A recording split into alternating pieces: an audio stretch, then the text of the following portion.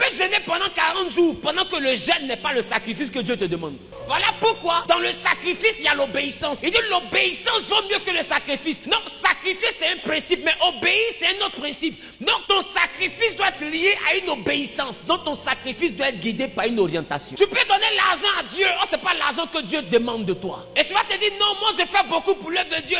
Je donne des centaines de millions, je donne des dizaines de millions, donc je sacrifie beaucoup. Tout le monde connaît ce que je fais pour la maison de Dieu. C'est vrai que tout le monde connaît, mais Dieu ne reconnaît pas ce que tout le monde connaît. Tu n'es pas exaucé parce que tu n'as pas touché le sacrifice qu'il faut. Il y a des gens qui cherchent la gloire et qui sacrifient dans la maison de Dieu quelque chose qui est un peu comme poulet dans le monde occulte. Mais est-ce que poulet là-bas va te donner ce que tu demandes? Des fois ce que tu demandes, ça demande mouton. Des fois ça demande bœuf. Des fois ça demande cheval. Des fois ça demande l'homme. Anne a sacrifié un homme. Elle dit, si je mets un enfant au monde qui est garçon, sa destinée ne lui appartient pas, je te le vends. Qui comprend ce qu'Anne a fait? Elle a mis l'homme sur la table. Ça veut dire que quelqu'un peut dire à Dieu, Seigneur, si tu me rends milliardaire, mon enfant qui vit au monde, c'est ton serviteur, il veut pas, il va te servir. C'est une offrande humaine. Et qui vous a dit que le sacrifice humain n'est pas biblique? Anne a sacrifié un homme qui est resté en vie, mais Jephthé a sacrifié un homme qui est mort. Allons-y dans le livre de Juges, Juges chapitre 11, le verset 30 et le verset 39. Jephthé fit un vœu à l'Éternel. Si tu livres entre mes mains les fils d'Ammon, quiconque sortira des portes de ma maison au devant de moi, la personne qui sort de ma maison pour me féliciter, à mon heureux retour de chez les fils d'Ammon, sera consacré à l'Éternel et je l'offrirai en holocauste. Cette personne sera offerte en holocauste. L'holocauste, c'est un sacrifice qu'on brûle intégralement. L'holocauste, c'est un sacrifice qu'on brûle jusqu'à ce que ça devienne la cendre. C'est ça l'holocauste. Et Jephthé promet l'homme à qui? Jephthé pria à qui? Satan, il pria à l'Éternel. Jephthé n'a rien dit à ses soldats. Lui seul, il s'est levé, il est allé voir l'Éternel. Et puis il dit dans le secret à Dieu, Seigneur, on ne vaut rien, mais si tu me donnes la victoire, je te promets la vie d'un homme. Dieu écoute Jephthé dans le secret. Jephthé se lève, ses soldats ne savent pas. Même sa famille ne sait pas. Sa fille ne sait pas. Si sa fille savait, elle n'allait jamais sortir. S'il a dit à sa fille, ma fille, j'ai dit à Dieu que la personne qui vient m'accueillir, là, je vais l'offrir, moi.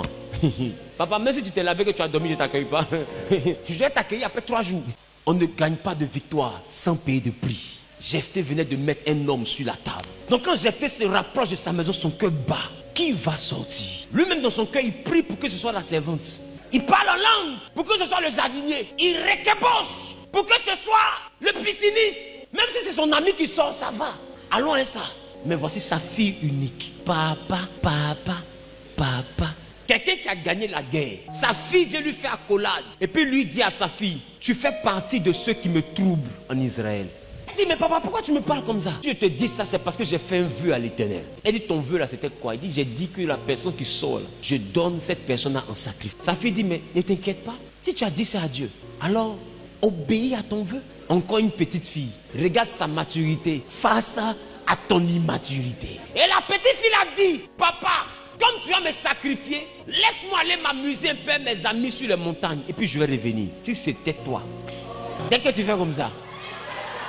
Mais je suis en exil, c'est-à-dire je sors, je fuis. Là où on me dit mon papa c'est un homme de vaudou. Parce qu'un vrai enfant de Dieu ne peut pas dire à Dieu, je vais offrir l'homme. Tu vas offrir l'homme comment? Toi il n'y a pas bœuf, bœuf est fini. Verset 39, que dit la Bible? Et la Bible dit au bout de 2 mois, elle est revenue vers son père. Et il accomplit sur elle le vœu qu'il avait fait. Elle n'avait point connu d'homme. Oh! Mais bizarrement, Dieu n'a pas fait comme Abraham. Dieu n'a pas regardé Jephthé qui a sur le couteau pour dire, ne touche pas l'enfant. Dieu a pris l'enfant. Et teste le diable. C'est pourquoi la Bible vous dit, ne faites pas d'un vœu à l'Éternel que vous ne pouvez pas accomplir. Parce que j'ai envie de te dire, même si tu promets l'homme à Dieu, Dieu va t'arracher cette personne.